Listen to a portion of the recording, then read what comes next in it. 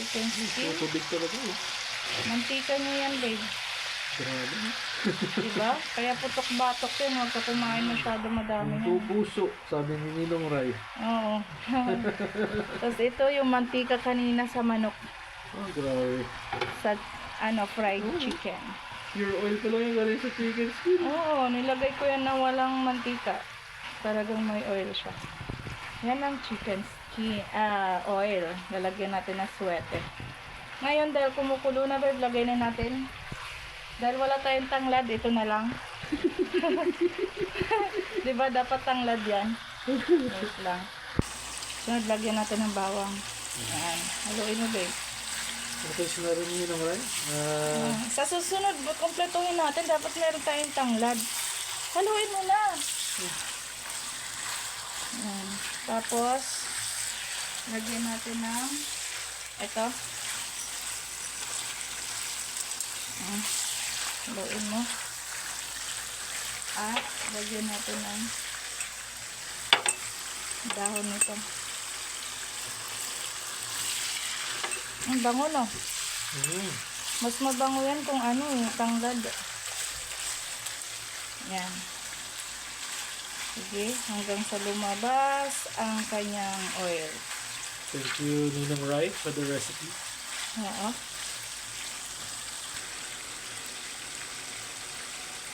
Talagang hindi healthy, babe, ang chicken skin. Kasi kamamantikang lumabas sa kanya, oh. Grabe, no?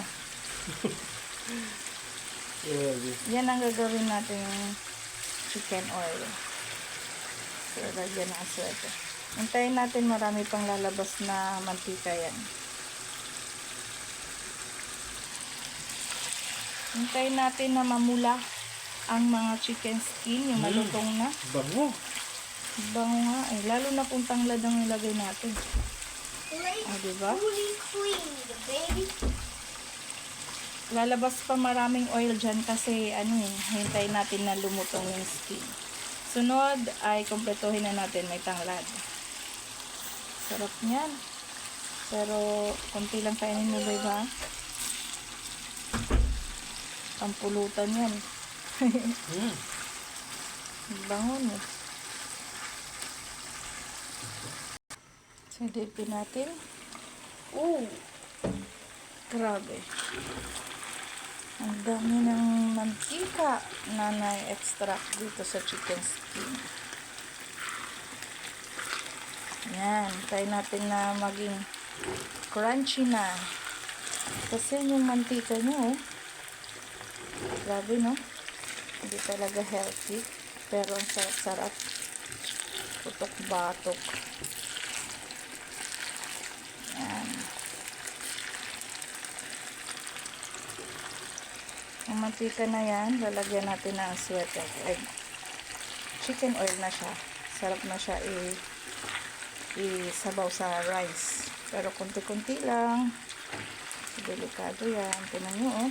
Dati pag nagluluto ako ng chicken skin, nilalagyan ko ng breadcrumbs o kaya cornstarch. Tapos, maglalagay pa ako ng mantika. Ngayon, nakita ko dun sa nagvo-vlog si Ninong Ray. Napanood namin ni Fonzie. Actually, si Fonzie nag-send sa akin. Gayahin ko daw. Yun. Ay, diretso lang pala sa kawali. Walang mantika. Ayun, ang dami niyang mantikang nilabas. Yan, no? Grabe. Samantala noon pag nagluto ako nito, naglalagay pa ako mantika. Siyempre, nag-aaral pa lang tayo magluto. Tapos, ngayon, ang mantika niyan, magagamit pa natin. Lalagyan ko ng aswete mamaya para maging ang kulay niya yung katulad ng mga free sa yung mga oil na free sa mga inasal, yung mga sa gilid, pampagana. Yan, para magkaroon ng kulay. Para mas nakaka-akit sa kanin, parang sauce. Yan. More pa, hanggang sa mamula silang lahat. Silipin natin, babe. Wow! Oh my God. Magdikit-dikit na siya. Oh, baka tumalsik. May pinagpikit. Mantika. Grabe oh, ang mantika niyan, dami. From 2 kilos of chicken skin. 2 kilos. Oh my Ang God. daming mantika, no? Ganyan pala siya ka-unhealthy.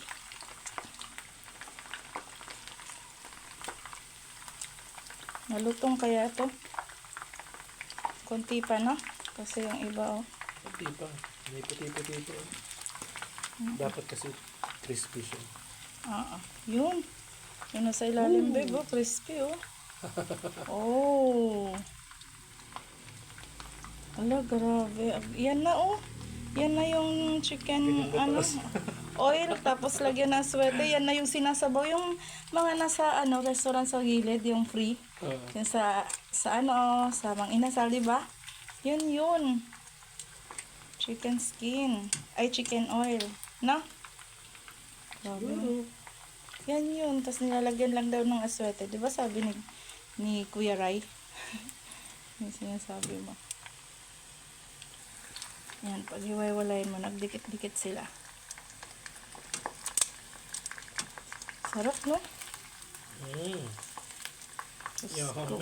Oh my God! Oh la la. So, tingin ko pa lang ay ang crispy-crispy niya. Ganyan lang pala kasimple. Yan, pag hiwa-hiwalayin mo na ito.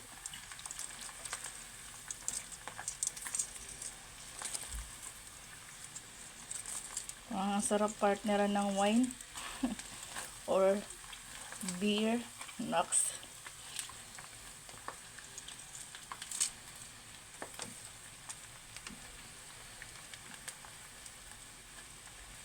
Nagawa ulit ako niyan sunod.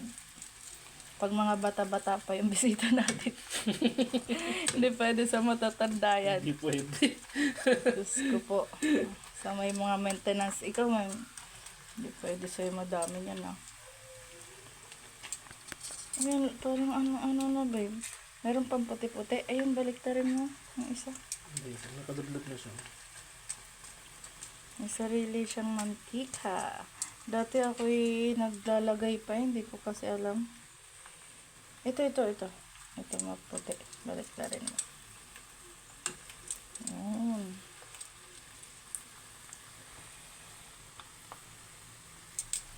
Ganito din ang ginagawa sa balat ng baboy.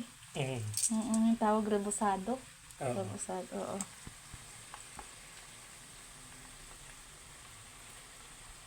Yung mga ulam na putok-batok.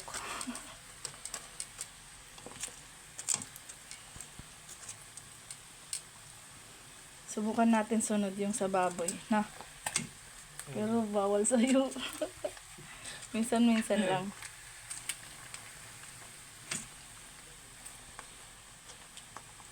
Ayan.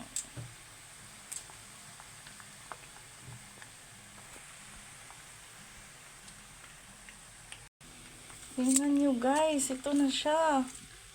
Alam nyo, ang lutong oh. Oh. Crispy talaga. Yan, pure yan. Walang harina. Chicken skin talaga yan. Tinimplahan lang natin ng bawang, dahon ng laurel, tas paminta. Yun.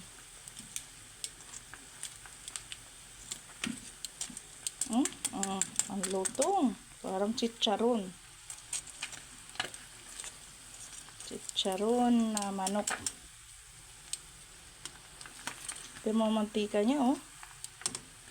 Diretso ko lang nilagay sa kawali, walang mantika. Siya na naglabas ng kanyang mantika.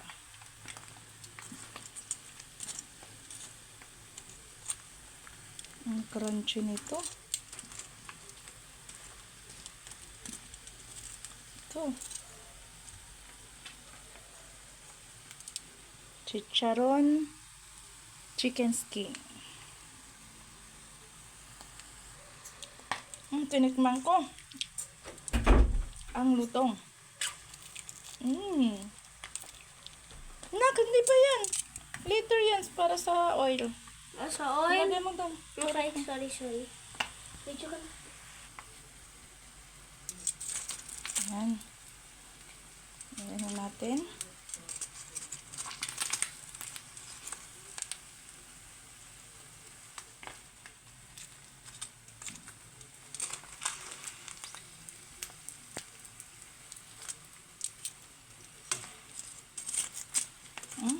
Chicharon na chicharon yan.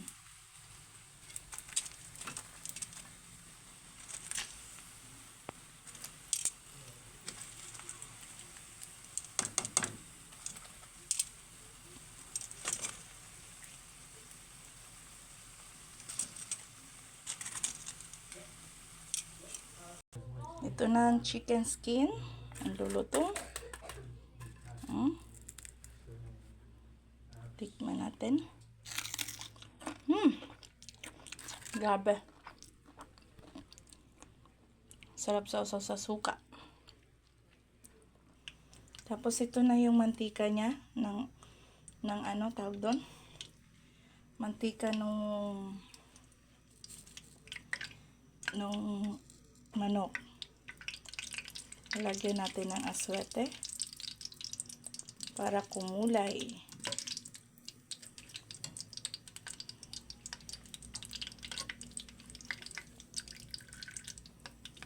Magkaroon ng kulay.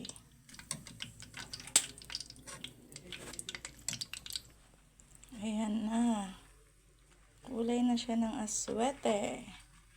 Nakumulay ng aswete. Yan na, chicken oil na. Ito na guys, ang chicken oil.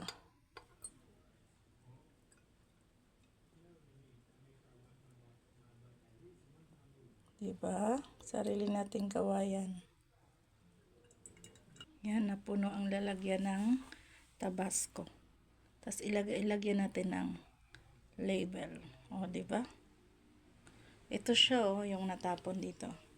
Yan yun. Diba ganyan na ganyan yun? Yung mga nilalagay sa mga inasal. Sarap ilagay sa sinangag. Taran! Ayan na siya. O, diba? Ang dami na. Sa 2 kilong chicken skin, ito na yung oil niya. Ilagyan lang natin swerte para yung may kulay. Ang init pa ng bote, mainit pa yung mantika. Yan. Tapos, syempre, kumain-kain na nito kanina si Fonzie. Sabi ko, wag masyado ha. Kasi, tikman natin na. Grabe. Sarap. Chicharon talaga siya. Ang sarap. Walang harina, pure.